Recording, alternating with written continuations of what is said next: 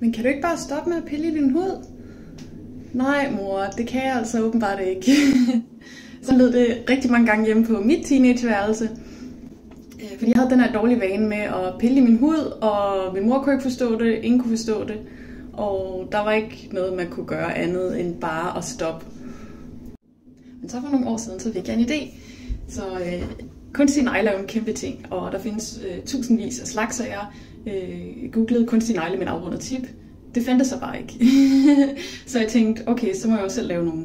Så hvad googlede jeg? Jeg googlede 3D-printere i København og fandt nogle på Vesterbrogade. Der var mange gange frem og tilbage. Og til sidst sagde de, Maria, du bliver nødt til at få lavet det på en ægte fabrik. Det er meget bedre og meget billigere. Så jeg tog kontakt til den her fabrik, og vi har sendt samples frem og tilbage mellem hinanden. Og nu er det endelig resulteret i et ægte produkt i en ægte pakke med et logo på. Så det er altså Nina Nails, de første negle i verden, der har den her afrundede tip. Og det gør altså, at man kan godt have sin dårlige vane med at klø i huden, men det bliver slet ikke så drabeligt, det skader slet ikke ens hud så meget. Så håber I kan bruge det derude. God weekend!